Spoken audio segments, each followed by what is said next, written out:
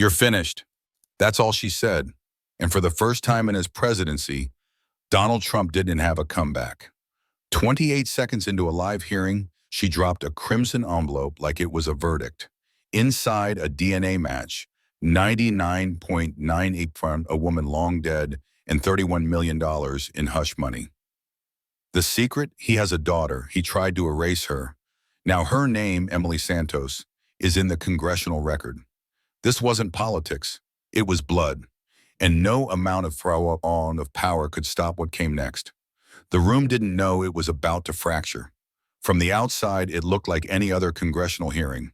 Rows of suited lawmakers, blinking microphones, marble walls that had heard too many lies and too little truth. But at exactly the 28th second, Congresswoman Jasmine Crockett placed a crimson envelope on the table, and the temperature of the room dropped by degrees only instinct could measure. She didn't introduce it. She didn't explain. She just let it sit there, a red envelope. Thick, heavy, as if it had been stitched together not with glue, but consequence. It didn't belong to any official agency. No watermark, no seal, just red, deep and absolute, like the final stage of a wound that had stopped pretending to heal. Jasmine opened it slowly, precisely, like she already knew what it would do to the man sitting across from her. She pulled out the first page and raised it under the light. No preamble, no fanfare. Federal DNA report, she said. Chain of custody intact. Subject, Emily Santos. Alleged father, Donald John Trump. Probability of paternity, 99.98%. The silence that followed wasn't just quiet, it was stunned. A reverent kind of stillness, like someone had walked across a sacred line. The president didn't move. He didn't blink. But the slight shift in his posture, the stillness of his jaw, gave him away. Jasmine didn't pause. She slid the second page out like a dealer laying down her ace. Wire transfer confirmation amount, $31 million, structured in increments across 12 years.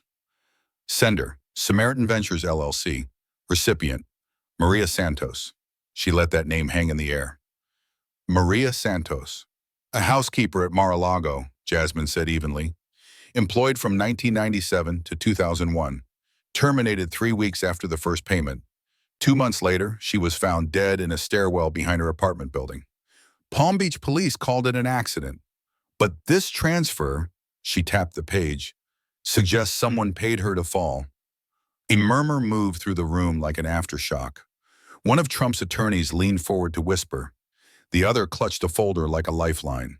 But the man at the center of it all sat stiff and still, his expression trained as if muscle memory alone could hold the illusion intact. Jasmine set the final page on the table.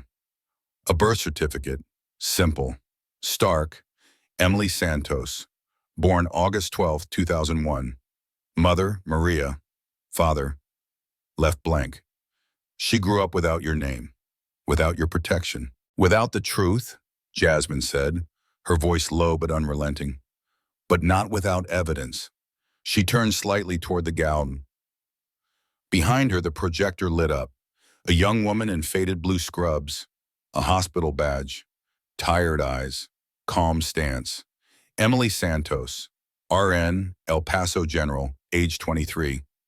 And now she's no longer invisible. The camera zoomed in.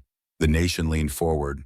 Trump finally moved, a flick of his wrist, a clearing of his throat, a protest about to form. I don't know that woman, he said. Never seen her, never heard of Maria Santos. This is political fiction. But Jasmine didn't blink. Her reply came with the weight of 3 pages and 23 years of silence. Then explained the $31 million. She didn't shout. She didn't need to. The evidence was already echoing across the walls, across the wires, across the country. It wasn't just paper anymore. It was proof, and it was public. Jasmine looked back at the committee chair. These documents have been authenticated, corroborated, and submitted under penalty of perjury. I request they be entered into the official congressional record. The gavel came down once, so ordered. A pulse went through the room, a shift, not explosive but permanent. Trump said nothing. His lawyers looked away. And Jasmine, she just gathered the empty envelope, folded it once and placed it back in her folder like a signature on a closing statement. And still the question lingered, sharp, unanswered. Why would a man pay $31 million to disappear a child? Now the world would demand to know. 30 minutes earlier, the world hadn't changed yet. The walls of the Capitol still echoed with the usual shuffle of staffers, the pre-hearing murmurs of reporters adjusting lenses and jackets, the mechanical click of security gates resetting for the morning flood. Outside, sirens blurred with traffic, and tourists gathered behind velvet ropes hoping to catch a glimpse of someone important. But inside, the air felt staged, tense, like a match just waiting for the hand. And then he entered. President Donald J. Trump stepped into the hearing room with the kind of swagger that had long since stopped being political and started becoming myth. He walked like the floor belonged to him. Navy suit tailored to precision, a red tie sharp enough to wound, and eyes that scanned the room with the cool detachment of a man who had outlived 1,000 attacks and still believed himself bulletproof. The smirk on his face was more than muscle memory. It was strategy. The art of pretending you've already won before the game begins. His entourage flanked him like a human shield. Two high-priced attorneys, stone-faced, wired with earpieces, a communications director clutching a leather folio like it contained the soul of the presidency, and a Secret Service agent whose jaw looked carved from the same marble as the columns around them. Cameras surged forward as if pulled by gravity. Flashes exploded. His name was called, but he didn't respond. He didn't need to. He gave them what they wanted, the smirk, that signature tilt of the lips, the mask of defiance that said, "Nothing sticks." He waved once, slow, arrogant, almost bored. Jasmine Crockett watched him from her seat. She didn't move, didn't blink. If his entrance was performance, hers was restraint, a sniper waiting for line of sight, breathing in silence while the crowd applauds the target. No flash, no reaction, just a pair of eyes so still they felt weaponized. In her right hand, half hidden beneath her notes, she held a photograph. Black and white, old, faded along the edges like it had been folded too many times by fingers that trembled. It wasn't official, it wasn't digital, it was personal. And in the photo, standing beside a mop cart outside the back service door of Mar-a-Lago, was Maria Santos, young, unsmiling, her hair pulled back tightly, her posture straight, too straight, like she hadn't yet figured, that some burdens leave permanent marks on your spine. In the corner of the image, the date was stamped in faint gray ink, March 2001. Jasmine stared at it for a breath, then slid it back beneath her folder, not because she was done with it, no, not yet, but because her hands were starting to shake. Trump took his seat across the aisle like a man sitting down to a scripted interview. Not a federal hearing. He adjusted his cufflinks, crossed one leg over the other, whispered something smug to the attorney beside him, who offered a tight-lipped nod. They didn't look nervous. They looked rehearsed. The press corps was electric. The front row of cameras already live, the second row streaming to backup feeds. Microphones hovered above like vultures waiting for weakness. Jasmine could hear everything but focused on nothing. She replayed the numbers in her mind like a war chant. 31 million, 99.98%. One dead woman, one erased daughter, one lie too heavy to hold. A page in her binder had a post-it note with a single phrase. He paid to forget her. We came to remember. It was almost time. A clerk walked by with a stack of procedural forms. A Republican representative whispered something sarcastic to a colleague and chuckled. One of the interns in the back row scrolled TikTok under the table, but none of it mattered because Jasmine could feel the change in the air, the slow rotation of gravity when something buried too long begins to stir. She thought of Maria's eyes in that photo, not sad, not angry, just tired. The kind of tired that no paycheck could heal. The kind of tired that knew the truth had a cost and paid it anyway. Trump reached for the glass of water beside him, took a slow sip, and leaned back in his chair with the confidence of a man who believed this was just another witch hunt, another scene, another chance to perform dominance and walk out untouched. He was wrong. From where Jasmine sat, the envelope was already in place, sealed, heavy, undeniable. The evidence was complete. The projection system was calibrated. The testimony confirmed. Witnesses ready. Every lie he had rehearsed wouldn't matter, because this time he wouldn't be debating policy or fiction. This time he would be answering to biology. The chairman tapped the gavel once. "This hearing will come to order." The room straightened. The noise stopped. Even the lights seemed to lean in. Jasmine slowly opened her binder, and beneath her fingers, the black and white photo of Maria Santos remained pressed flat, as if, even after all this time, it was still trying to breathe. Because secrets don't die when you bury them. They die when you drag them into the light. And the light was coming. Long before the envelope, before the world knew her name, Maria Santos stood alone in a back hallway of Mar-a-Lago, holding a letter she hadn't dared open. It was 11:47 p.m. The club had emptied out. Glittering heels had been replaced by wet footprints and mop buckets. The chandeliers still sparkled, but the music was gone. The silence that followed wealth was always the heaviest. It didn't rest, it watched. And that night, the silence wrapped itself around Maria like a warning. She clutched the envelope to her chest, her hands trembling in a way that had nothing to do with exhaustion.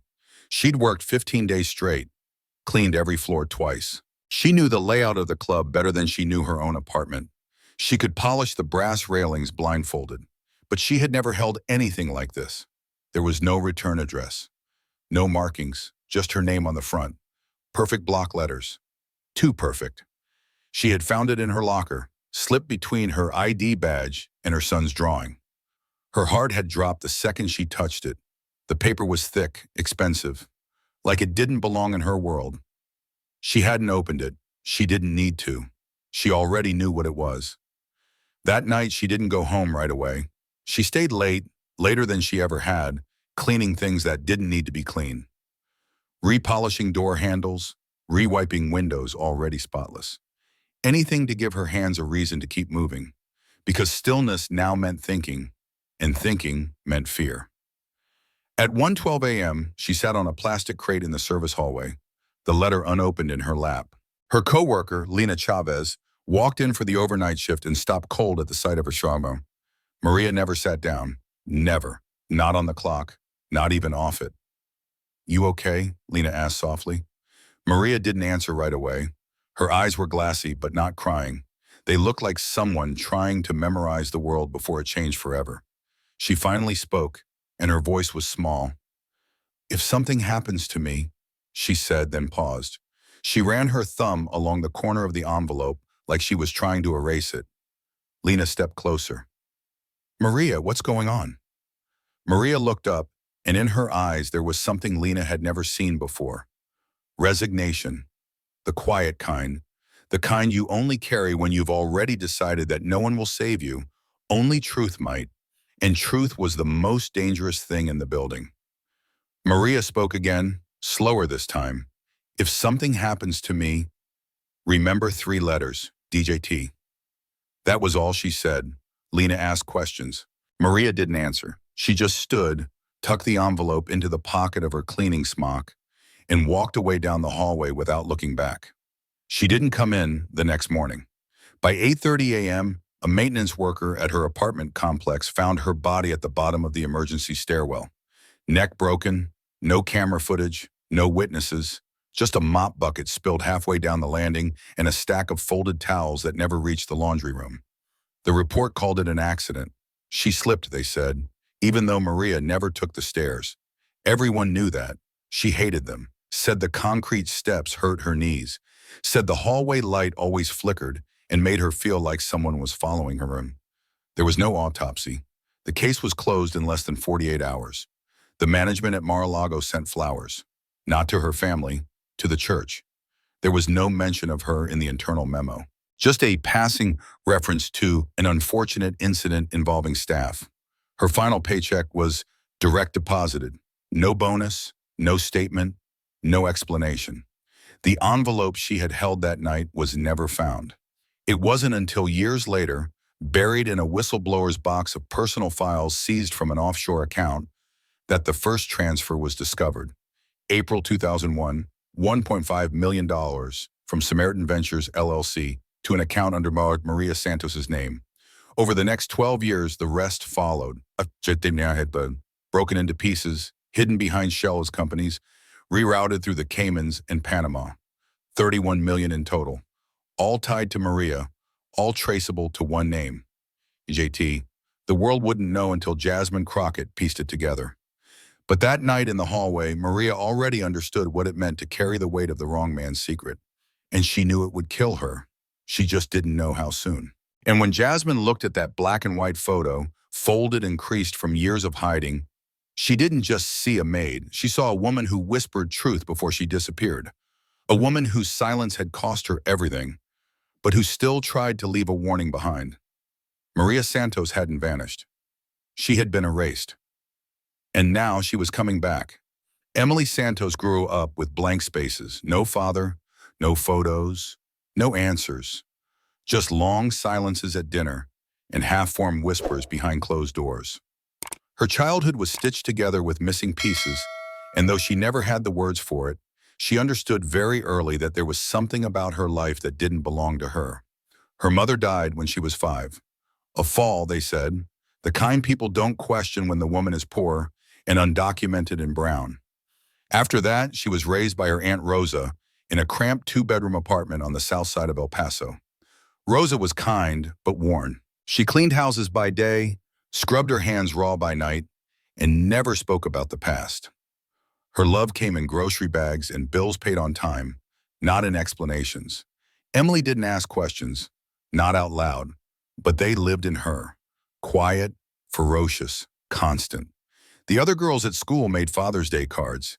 She just colored hers blue and threw it away before the teacher could notice. She learned not to flinch when someone asked, "What does your dad do?" She learned to lie small. "He's gone. I don't know. It's just me and my aunt." Each version rehearsed like punctuation.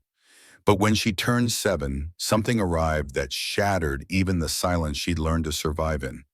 It came in a plain white envelope, no return address, just her name, Emily Santos, typed neatly in all caps.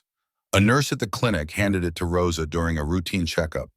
"Dropped off this morning," she said, shrugging. "No idea who from." Rosa took it without a word. Emily remembered the way her aunt's fingers tensed the moment she saw the lettering, how her eyes darted to the windows like someone might be watching. She stuffed the envelope into her bag and didn't open it until they were back home. Doors locked, blinds drawn. Inside was a single note, typed.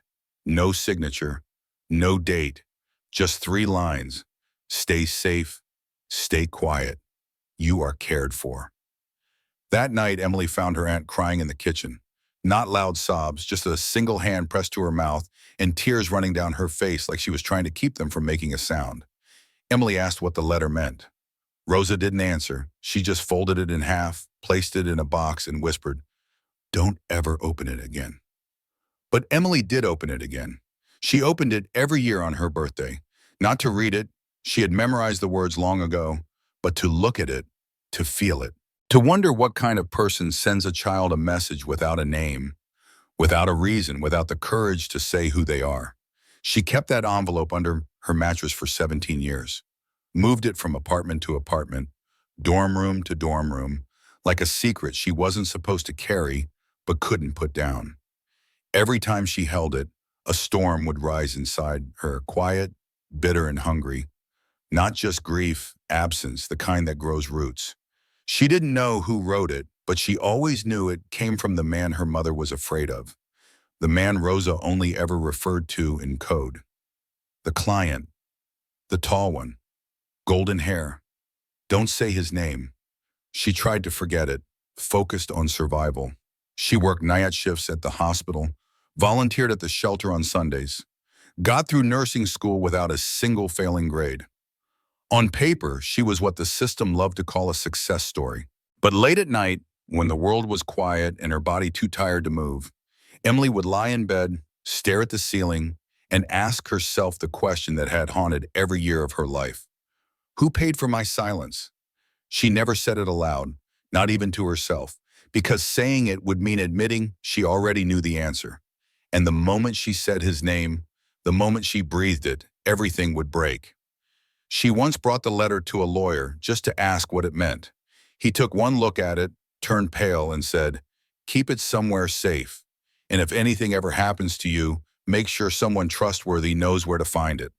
So she locked it in a shoebox under her bed, wrapped in an old scarf, next to a photo of her mother, a candle, and a rosary with one bead missing. Years passed. The silence grew heavier. Until one ordinary Tuesday, everything changed. A woman named Jasmine Crockett showed up at her ER, not as a patient, not as a politician, but with eyes that didn't blink and a manila folder that weighed more than paper ever should. She sat down across from Emily in the break room. No cameras, no entourage, just the sound of vending machines humming and the muffled intercom overhead. Then she opened the folder, and inside was a copy of the letter. The same font, same phrasing. Only this time it wasn't alone. It was stapled beside a lab report, a name, a paternity match, 99.98%, and that was the moment Emily knew. Silence hadn't protected her. It had only preserved him.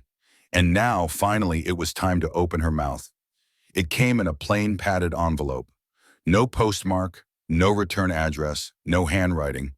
Just a smudged label on the front that said simply, "For her eyes only." Jasmine Crockett's chief of staff found it on her desk one Monday morning. No one knew how it got through security. The building was sealed tight, badge access only, cameras on every floor. Yet somehow it had made it past everything, waiting like a trap or a gift. Jasmine didn't speak as she picked it up. She felt its weight, too light to be threatening, too heavy to be meaningless. Inside was a small black USB drive. No logo, no tag, the kind that you don't label unless you're trying to survive something. She turned it over in her fingers twice before plugging it into her encrypted laptop. She closed the office door, lowered the blinds, and clicked. The screen flickered once. Then a single folder appeared. Operation Night Window. Inside it, one file. A memo. Short, 8 lines long, typed. No names, just chilling clarity. Internal memo. Confidential date. February 3rd, 2002. Subject, Santos settlement. Pregnancy confirmed. DNA verification pending. Samaritan Ventures, LLC, transfer authorized. Mother can be replaced. Handle El Paso quietly. Avoid medical records. Ensure termination documentation. Finalize legal structure offshore. Jasmine read it once. Then again, then a third time, slower, with hands clenched so tight her knuckles went white. Mother can be replaced. The words echoed in her chest like a threat dug up from a shallow grave. It wasn't a cover-up. It wasn't a mistake. It was policy. She clicked the Properties tab. The metadata confirmed the file was created in 2002 and had been opened exactly 4 times since. The last access? 6 days ago, from a foreign IP address. Whoever sent it hadn't just kept it. They had risked everything to bring it to light now. Jasmine leaned back in her chair, blinking against the dim glow of the screen. The room around her was silent, but inside her head, the weight of what she'd just read screamed louder than any committee hearing ever had. It meant Maria's death hadn't been a casualty. It had been an instruction followed. She thought of Emily, of the way she sat across from her in the hospital break room, holding that letter like it had oxygen in it. The way her hands shook when Jasmine placed the lab results down. The way she didn't cry, but something inside her did break. Jasmine had seen it in her face. Not pain, not even betrayal, just recognition. Like a girl realizing she had been born inside someone else's plan. And now here it was, on paper. Signed not with ink, but with the cold machinery of wealth, control, and corporate erasure. She printed a single hard copy and locked it in her desk. Not because she didn't trust the cloud or her staff or the system, but because she had read enough whistleblower obituaries to know the difference between smart and alive. That night, she walked home through the quiet streets of Capitol Hill, clutching a manila folder close to her chest. Inside it were the 3 documents already entered into the hearing record: the DNA report, the financial transfer trail, and Emily's birth certificate. Now a 4th page had joined them. The memo. 8 lines that changed everything. When she reached her apartment, Jasmine didn't turn on the lights. She sat at the kitchen table, pulled the memo back out, and laid it flat under the flickering bulb above her. Her fingers hovered over one line again. "Mother can be replaced," she whispered it aloud, and it made her stomach turn. She thought of all the women like Maria, women who cleaned mirrors for men who couldn't look into their own. Women whose silence was bought not because they lacked a voice, but because no one with power ever intended to hear it. She thought of Emily, erased not just from her father's life, but from the future he was building brick by golden brick. That line wasn't just cruel, it was the blueprint. This wasn't scandal, it was structure. Designed, funded, executed. Jasmine picked up her phone. No press, no email. She called a name that wasn't listed in any of her official contacts. Someone she trusted beyond government. Because this was now beyond government. She gave them a time, a location. "Bring everything," she said. The memo wasn't going into a drawer. It was going on the record. And when she closed the folder that night, she didn't say a prayer. She didn't need to. She had the truth. And the truth was already awake. The red envelope had already changed the room. But what came next would make it bleed. Jasmine Crockett sat straighter in her seat, her hand hovering over the microphone like a pianist about to strike a single irreversible note. The hearing had slipped past routine. The press gallery no longer typed. They recorded. Staffers no longer whispered. They stared. Donald Trump sat still, his eyes darting, not out of control, but calculating. He could smell it now. The tide. Jasmine clicked the mic. Her voice was calm. No performance. Just the edge of something honed for months. "Madam Chair," she said, "I'd like to call a witness for sworn testimony under federal oath." The chair nodded slowly, already aware. "Proceed." Jasmine stood, turned toward the side door of the chamber, and spoke into the air. "Please bring in Dr. Alicia Rowe." The name didn't echo. It landed. There was a shuffle near the entrance. The door opened, slowly, deliberately. She walked in like a ghost who had finally decided to haunt the living. Mid-60s, silver hair twisted into a neat low knot, thin glasses that framed the eyes of someone who had spent her life reading truth in molecules. A woman built not on flair but precision. Dr. Alicia Rowe moved without hesitation. She didn't look at the cameras. She didn't glance at the president. She looked straight ahead, at the witness seat. Trump stiffened. The smirk he'd managed to summon earlier was gone now, replaced with a tight line of lips and two clenched fists beneath the desk. His attorney leaned in to whisper something fast, but he didn't react. His eyes were locked on her.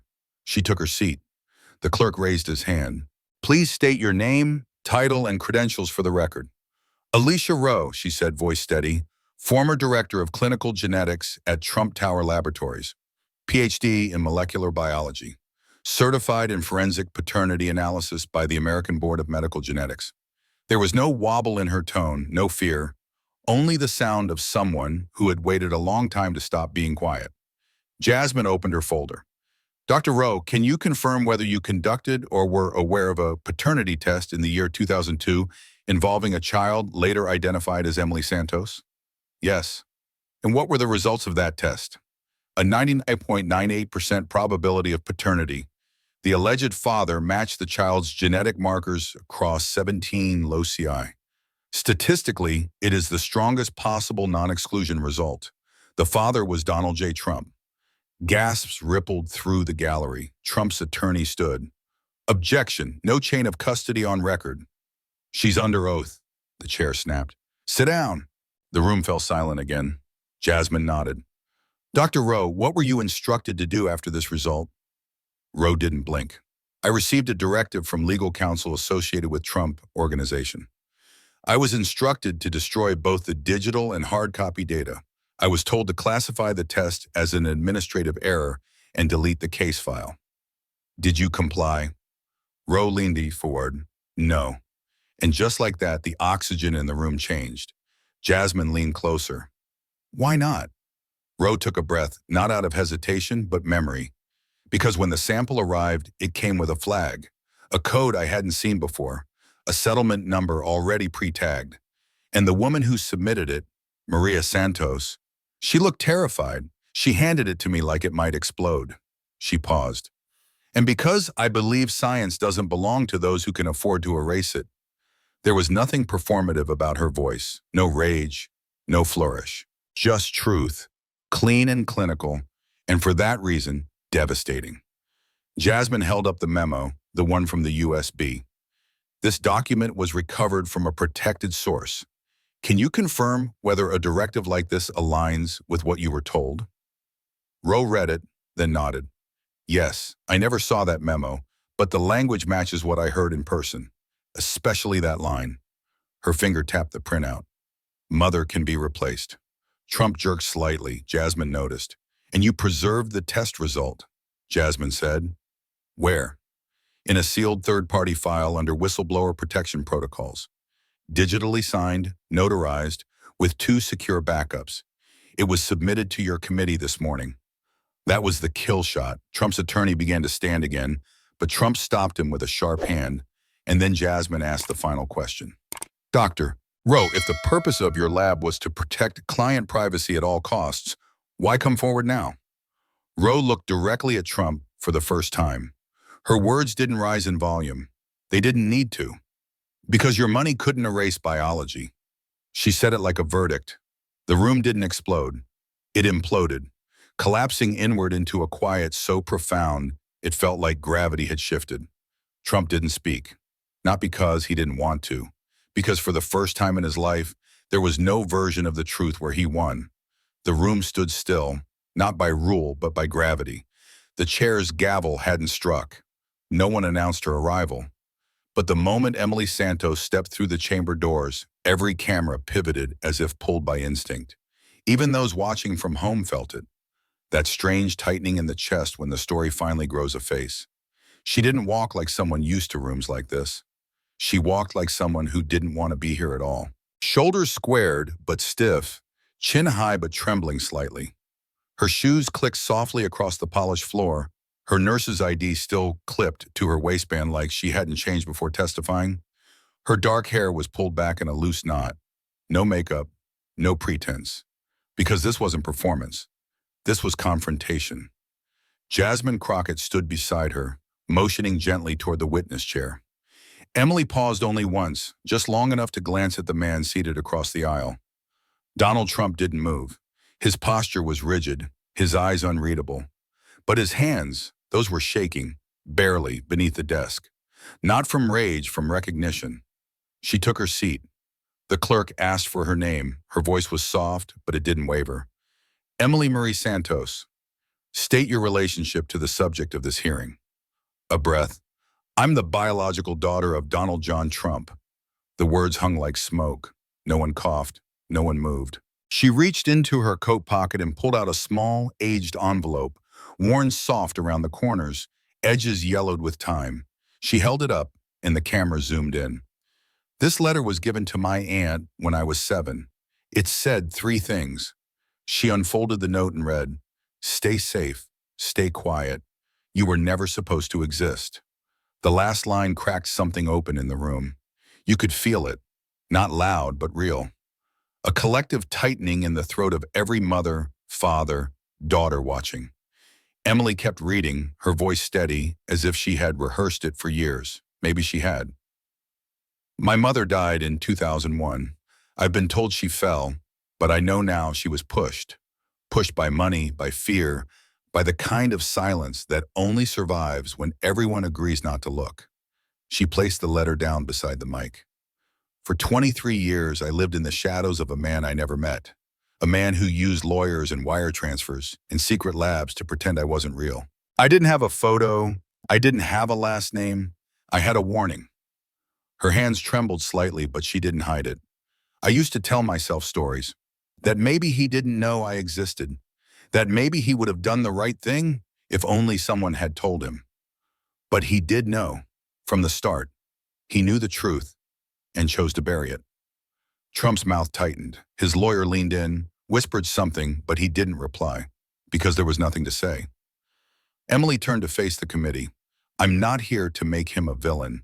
I'm here because I won't be a secret. Not anymore. I have a life. I have a name. and I deserve to say it without someone trying to buy my silence. She turned back toward Trump, slowly, deliberately. This time she didn't flinch. I didn't ask to be your daughter. A beat. You chose to make me your secret. There it was. Not a scream, not a plea, a sentence spoken cleanly, precisely like a scalpel. And it cut deeper than any accusation could. She folded the letter once more, placed it into a fresh envelope marked Exhibit E, and passed it to the clerk. The chair cleared her throat, visibly moved. Ms. Santos, thank you for your courage.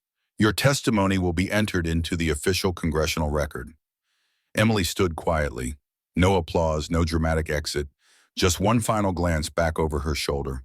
One last look at the man who had paid millions to keep her invisible, now forced to watch as the whole world learned her name. Emily Santos. And this time, no amount of money, no memo, no buried file would ever erase her again. The moment Emily stepped out of the chamber, Trump snapped. Like a wire finally pulled too tight, something gave way, not carefully, not tactically, but catastrophically. He leaned forward, slammed his palms on the table and barked, "This is a circus! Lies! This is all scripted bulls from the radical left!" Gasps surged through the chamber like a wave. The gavel slammed once, then twice, then 3 times. "Mr. President, you are out of order," the chairwoman shouted. But Trump wasn't listening. He pointed toward Jasmine, his face flushed red, jaw tight, voice cracked with something between fury and panic. "She's not my kid. I've never seen that woman in my life. You think a photo and a forged test make it me a father? This is fake. Staged. I want this stricken from the record." Jasmine didn't move, didn't blink. Her stillness was electric. Trump's lawyer stood and tried to motion him back, whispering frantically in his ear. But Trump shoved his hand away. "They doctored it all," he growled. "That girl, she's just some paid actress with a sob story. This is how you treat the President of the United States? I should have all of you arrested." But Jasmine was already reaching into her folder. Slowly, purposefully, she pulled out a file stamped in black. FBI verified. Authenticated handwriting analysis. She raised it above her head. The seal was clear. The room froze. "Madam Chair," she said, voice razor sharp, "I'd like to submit into evidence a handwriting report prepared by the Federal Bureau of Investigation." The chair nodded. "Proceed." Jasmine opened the file. Her voice didn't rise. It didn't have to. It was the kind of voice that made you lean in just to survive what came next. "This report confirms, beyond a reasonable doubt, that the letter received by Emily Santos at age 7, the one that read, 'Stay safe, stay quiet, you were never supposed to exist,' was authored by Donald J. Trump.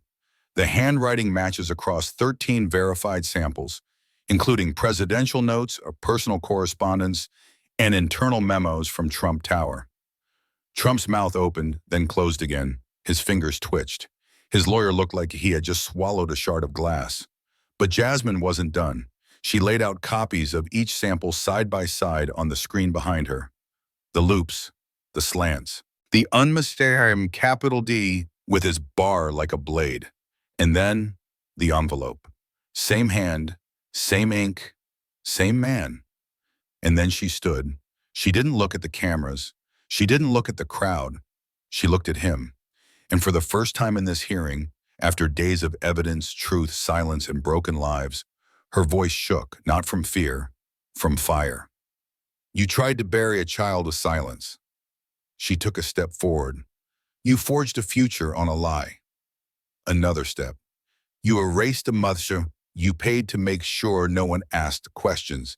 You fed a machine to protect a name you don't deserve to carry."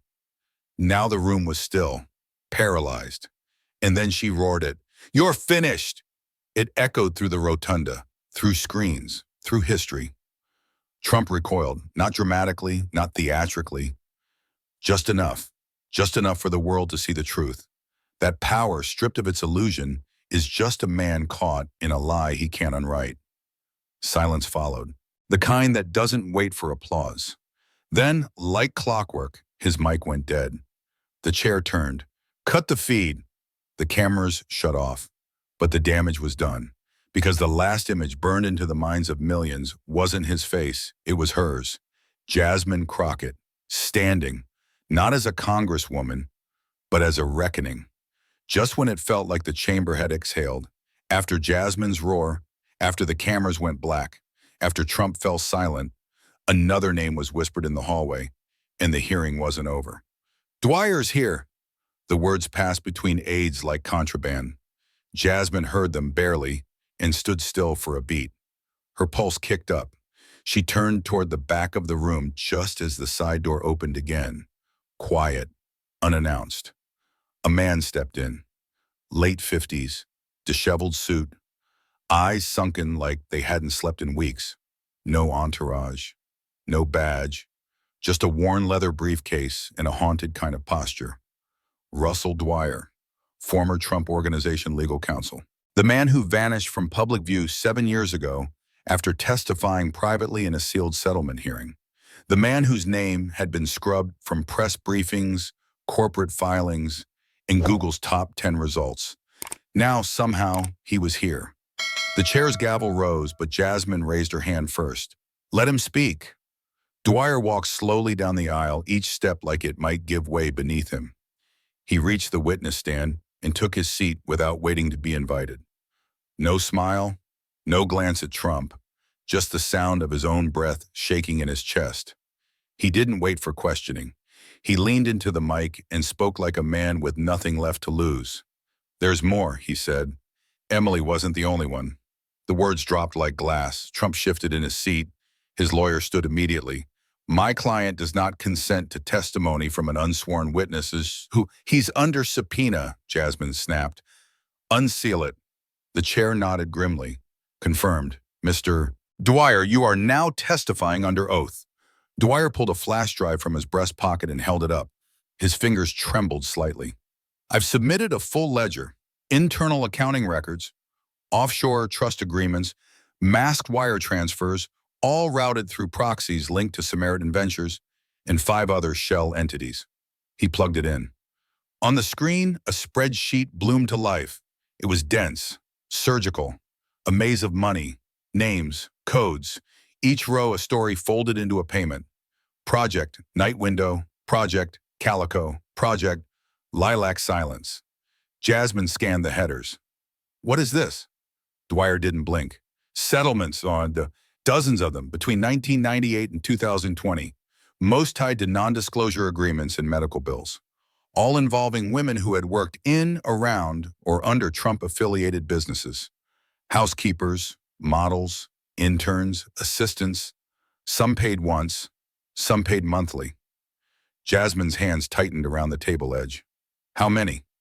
Dwyer swallowed.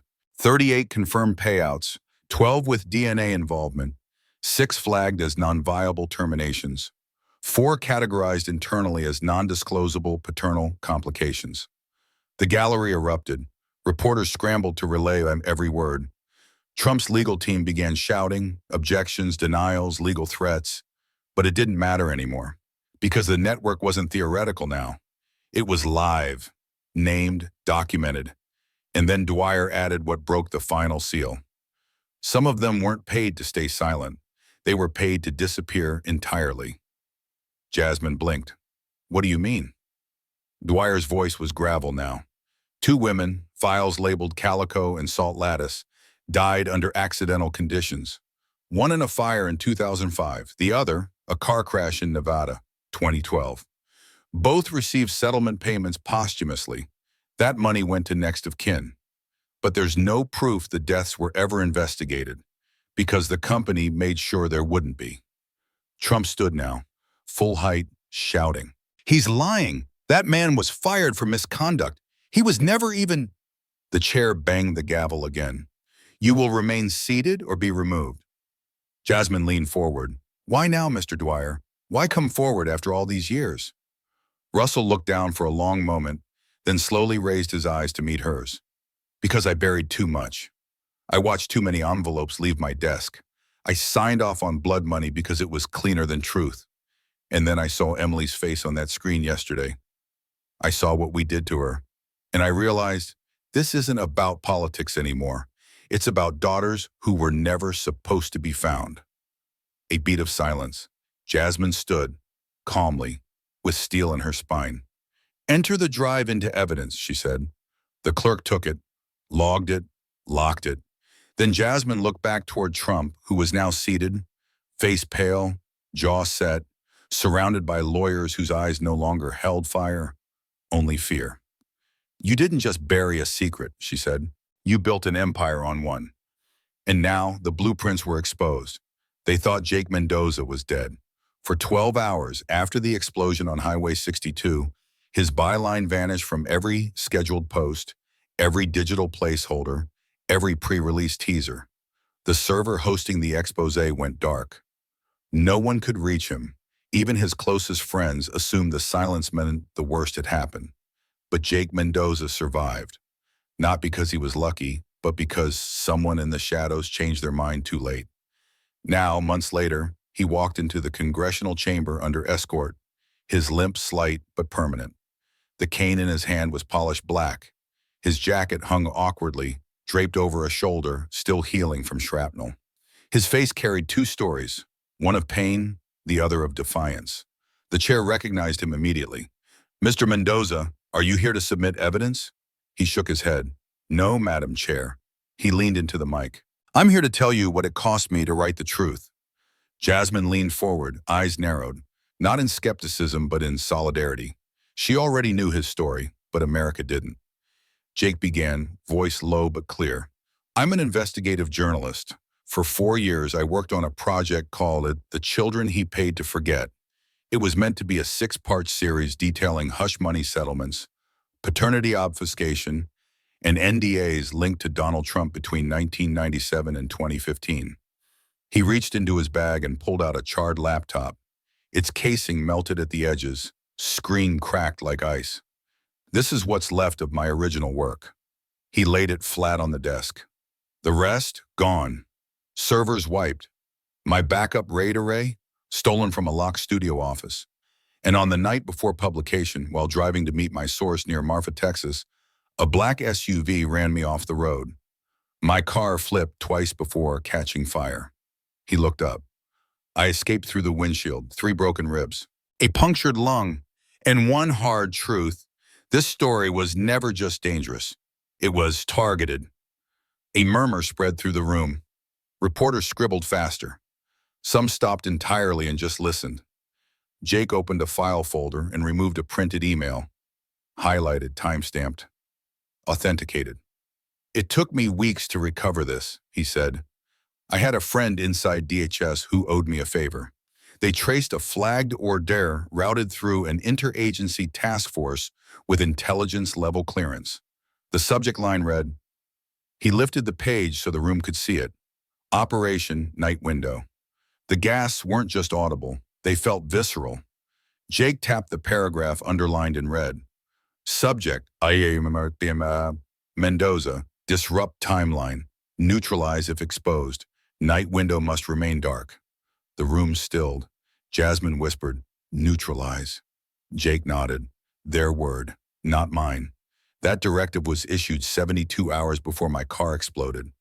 He handed copies to the committee already entered into the evidence log. You can verify the header. The IP trail ends inside a Homeland Security subdomain. You won't find a name, but someone in the system signed off on this. Trump's legal team sat frozen. No objections now, just silence. Jake turned slowly until he faced the man himself. When I started this story, I didn't care about politics. I cared about children who had their names deleted. I cared about mothers who vanished from the record. I followed the money, the settlements, the NDAs, but I didn't realize I was tracing blood and that someone somewhere would rather kill a reporter than let one of these girls be seen. His hands trembled now, not from fear, from memory. I was supposed to die before this hearing could happen. He reached into his bag again and pulled out one last envelope. But the people they erased deserved more than silence. This was the only surviving copy of Chapter 1. I'd like it read into the congressional record. The chair took the envelope with both hands, nodded solemnly. Jasmine turned to Jake. Do you believe that there are more names? He didn't blink. I don't believe, I know. And just before he stepped down, cane tapping slowly on the tile, he said the one thing no one in the room expected. I'm not the story. They are. He paused at the exit, turned slightly, and added, but if anything happens to me after this, just remember the words they tried to bury. He looked straight at Trump. Night window. Then he walked out, and the door closed behind him like a chapter that would never be forgotten again.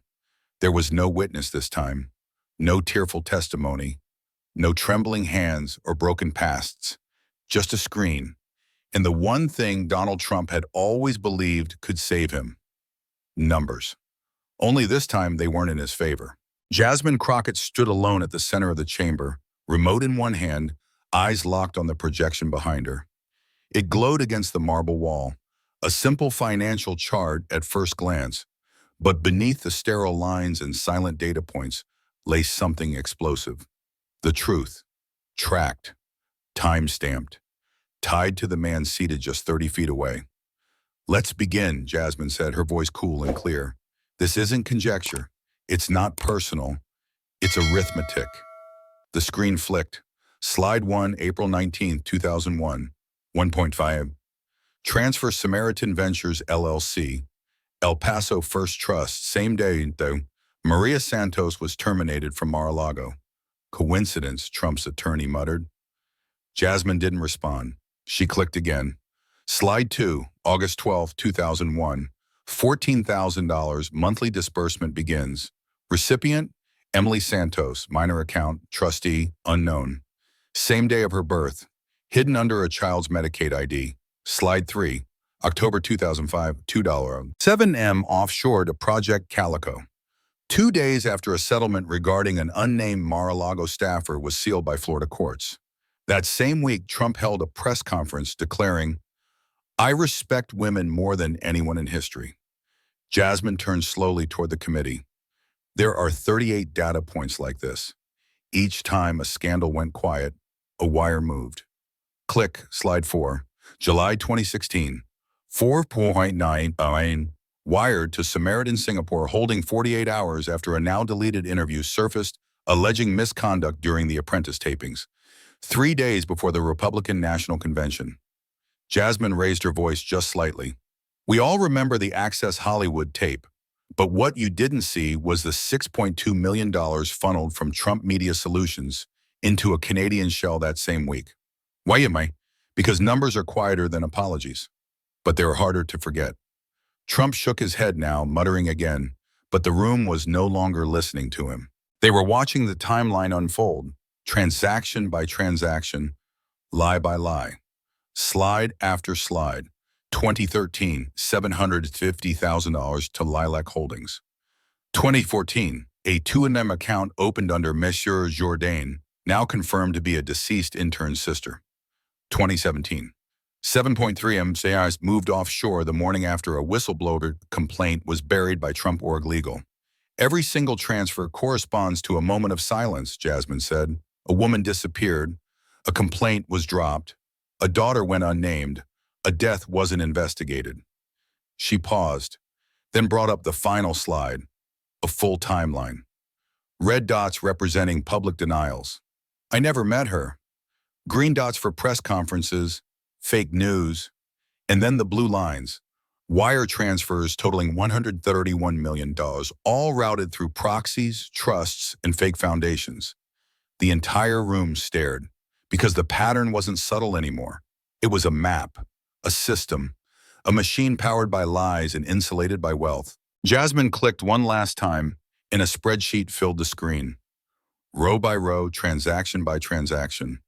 The final line, Project Night Window, 4.2 men. Homeland Contracting, LLC. Internal memo, confirm neutralized protocol.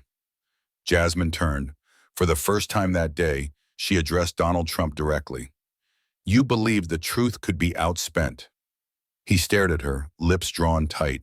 She stepped closer, voice rising not in volume but in conviction. But numbers don't swear oaths. They don't blink under pressure. They don't lie on the stand. They don't fear power. A beat. They just tell the story. She faced the committee again. So here it is. The story in cold, hard figures, the truth beneath the show, the proof behind the denials. She pointed to the screen one last time, and the pattern is simple. A pause, then the final line. Every time he lied to America, he was wiring silence offshore. And this time the numbers didn't just speak, they screamed. There was no sound but the hum of the air vents. No shouting, no grandstanding, no cameras flashing. Only tension, thick, electric, as the final gavel struck wood. "We now move," the chairwoman announced, "to a full committee vote on whether to refer the testimony and evidence presented in this hearing to the Department of Justice for criminal investigation." The air in the chamber shifted. It was no longer about persuasion. It was about accountability. And numbers. This time, not money, but votes. Jasmine Crockett sat still, eyes locked forward, the weight of 11 chapters coiled in her chest. She had fought with science, testimony, memory, and truth. Now she could only wait. The clerk began reading names. Congressman DeLeon? Aye. Congresswoman Malik? Aye. Senator Hargrove? Nay. Representative Cordero? Aye. Representative Lynn Monroe? A pause. Lynn Monroe, a senior Republican from Indiana. Quiet, respected, never made headlines, never bucked the party. His face was unreadable. Trump glanced toward him. For a brief second, you could see the old choreography. The silent command, the expectation of loyalty, the glance that used to mean, you know what to do. But something cracked. Monroe blinked twice, cleared his throat. His voice trembled. "My father worked as a janitor," he said softly. "2 jobs. My mother cleaned rooms. I've seen what silence costs." He wiped a tear quickly from his cheek, then looked down at his nameplate and whispered, "Aye." A ripple surged through the room. Trump's jaw clenched. His hand gripped the edge of the table, knuckles white. His attorney whispered sharply, but Trump didn't respond. The clerk resumed. 3 more ayes, 1 nay. Final tally, 10-2 in favor. The chair rose. The vote passes. The committee will formally refer the materials from this hearing to the Department of Justice for further investigation and potential prosecution. A long silence followed. Not solemn, not triumphant, just quiet. Then Trump stood. No statement, no insult, no denial. He simply rose, slowly, carefully, as though the act of standing had aged him 20 years, and began walking toward the rear exit. No security detail flanked him. No entourage trailed behind. Even the reporters froze, too stunned to move. And the cameras caught it. The moment he reached for the door, his right hand trembled, just enough for the lens to focus. It wasn't dramatic. It wasn't cinematic. It was just human. A man built on dominance, now shaking in silence. Jasmine didn't turn to look. She stayed seated, her hands clasped, her breathing steady. Because this wasn't a victory lap. It was a reckoning. A quiet, precise, procedural reckoning, but no less devastating. And for once, the system didn't flinch. Outside, as the press surged to the doors, Monroe exited behind Trump, face still damp, refusing to speak. One reporter asked, "Why'd you break ranks?" He didn't stop walking. He just said, "Because my daughter asked me last night, would you protect someone like me?" He shook his head.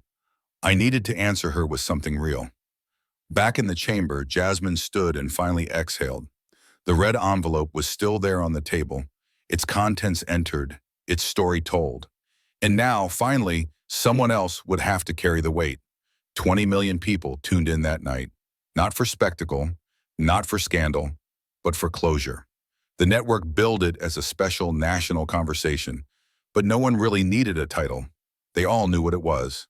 The hearing had ended, the vote had passed, the headlines had run wild. But America still hadn't heard from the girl at the center of it all, until now. Emily Santos sat alone beneath the studio lights. No podium, no flags, no teleprompter. Just a black backdrop and a single chair. Hardwood, straight-backed, deliberately unpolished. Her hair was down this time. Her makeup was minimal, eyes clear, lips steady. She wore a simple navy dress, nothing designer, nothing flashy. She wasn't here to sell anything. She was here to be seen. The anchor welcomed her quietly, a soft introduction, no montage, no lead-in music. Just, "Emily, thank you for joining us." And then they let her speak. Her voice was soft at first, like someone unused to being heard, unsure if she'd be allowed to finish. But it didn't take long before the words found rhythm. "I used to think being invisible was safer," she said, "that if I stayed quiet long enough, maybe the world would forget I existed. And he'd forget too. And then maybe I'd stop being a danger to myself." She looked directly into the camera. "But silence isn't safety, it's surrender. And I stopped surrendering when I watched my mother disappear, and no one asked why." She reached into her lap and held up a thin, yellowed envelope. The audience watching from their living rooms knew instantly what it was. The letter. "You were never supposed to exist." She unfolded it with careful hands, held it up just long enough for the words to catch the light. Then, without a single tear, without a single word, she ripped it straight down the middle. The paper tore loud enough to be heard through every speaker in every room, in every household across the country. And just like that, the lie lost its final grip. Emily placed the torn pieces on the table in front of her, palms resting beside them like bookends. "I'm not ashamed of where I came from," she said, "but I'm done carrying the weight of someone else's denial. I'm done living like my distance is a secret that needs protecting." She paused. "I have a name, I have a life, and I'm not going anywhere." Outside the studio on the sidewalk in Manhattan, crowds watched through shop windows. In Kansas, a diner full of farmers went silent. In Oakland, families gathered with their daughters, clutching their hands. Something had shifted, not in politics, not in polling, in history. The anchor leaned forward gently. "What would you say to the man who tried to keep you hidden?" Emily exhaled, but her face didn't harden. "I would say, what you buried wasn't just a name. It was a person, a daughter, a truth." She looked into the camera one last time. And truth has a face, a quiet beat, and it refuses to disappear. That was it. No applause, no dramatic music cue. The screen faded to black, then to credits, then to silence. But across the country, the world didn't stop talking. The red envelope was now an icon. The ledger, the whistleblowers, the testimony, all etched into public memory. But it was Emily's voice that stuck, her final words, her unshaken gaze. He had tried to erase her, but now when people spoke of the scandal, the hearings, the fall of a president, they didn't just say Trump. They said Emily Santos, because he had tried to erase a daughter. But in the end, the truth had a face, and it refused to disappear. He had all the money in the world, except the courage to love his own child. He paid to disappear her, but never once looked her in the eye. And in that choice, we see the truth. Being a father isn't biology or power or wealth. It's presence. It's ownership. It's saying you matter when no one else will. Emily was never missing, only denied. And no dollar could do what she did in silence. Endure. What we leave our children isn't fortune. It's acknowledgement. And when that's stolen, no amount of money can buy it back. If this story stayed with you, don't keep it quiet. Share it. Remember it. Because the cost of silence is always paid by the forgotten. Subscribe to Harrison Stories, where truth isn't softened and justice doesn't wait. Hit the bell. The next story may be closer than you think. This is dramatized fiction, but the lesson? It's real. Love can't be bought, and a daughter can't be erased. This is Harrison Stories.